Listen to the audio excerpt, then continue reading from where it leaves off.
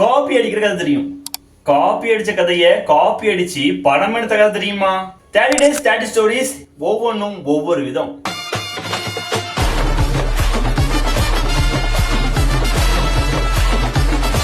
இந்த மாதிரி கதைகளுக்கு நம்ம ஐடியா மறக்காம ஃபாலோ பண்ணிருங்க.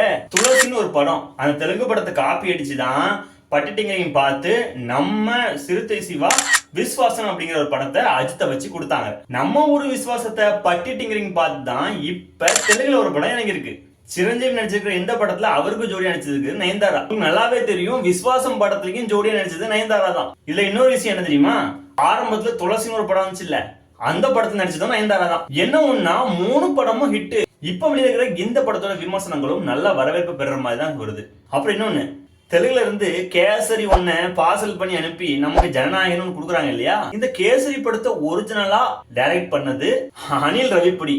அவரு கேசரி படத்தை எங்க இருந்து எடுத்தாரு தெரியுமா? நம்ம தமிழ்ல சரத்குமார் நடிச்சு வெளியான ஏய் அப்படிங்கிற படம். சரி, அதுவாது ஒரிஜினல் தானா அப்படின்னு பார்த்தா, அந்த ஏய் படத்தோட இயக்குனர் ஏ வெங்கடேஷ் எங்க இருந்து எடுத்தாரு தெரியுமா? சி திரிலோக சந்தர் அப்படின்னு ஒருத்தர் இயக்குன பாபு அப்படிங்கிற படம். இந்த பாபுங்கிற படத்துல நம்ம சிவாஜி தான் நடிச்சிருப்பாரு. அதுவாது ஒரிஜினல்னு பார்த்தா அது மலையாளத்துல இருந்து எடுத்திருக்காங்க.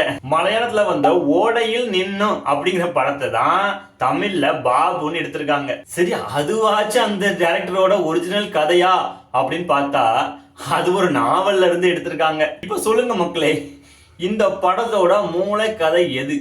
இது இந்த 2 படங்களுக்கு மட்டும் இல்லைங்க. தமிழ்நாட்டுல வந்த, சரி இந்தியாவுல வந்த மொத்த படங்களுமே ஏதோ ஒரு படத்தோட காப்பியா தான் இருக்கும். காப்பி அடிக்கிறது ஓகேடா, அதுக்குன்னு அட்ட காப்பியா அடிப்பீங்க அப்படின்னு நீங்க நினைச்ச படம் எது அப்படிங்கறத கீழே காமெண்ட்ல சொல்லுங்க.